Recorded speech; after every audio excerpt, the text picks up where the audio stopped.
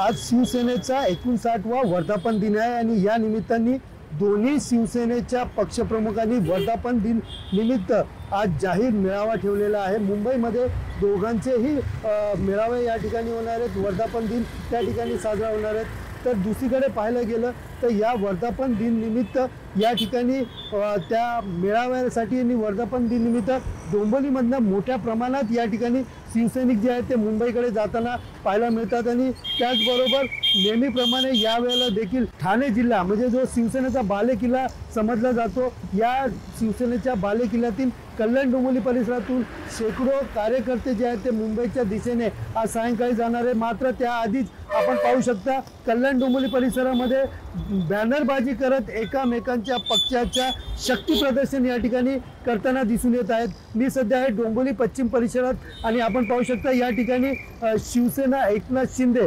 यांच्याकडून या ठिकाणी जोरदार बॅनरबाजी करण्यात आली आहे। भगवा शिवरायांचा, बाळासाहेबांचा, महाराष्ट्राचा, शिवसैनिकाचा अशा आशयाचे या ठिकाणी बॅनर लावलेले आहेत। तर दुसऱ्याकडे पाहायला गेलं तर या ठिकाणी ठाकरे गटाकडूनही या ठिकाणी बॅनरबाजी करण्यात आली आहे। 59वा वर्धापन निमित्त निष्ठावान शिवसैनिकाच्या कुटुंब सोहळा, वर्धापन दिनाच्या शुभेच्छा अशा आशयाचे बॅनर जे आहेत ते या ठिकाणी लागलेले आहेत।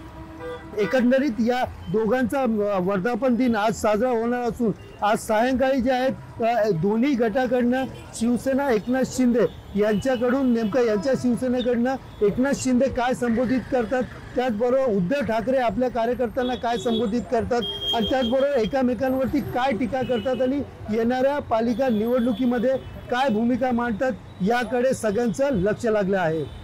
सुनील जाधव, TV9 मराठी, डोंबिवली।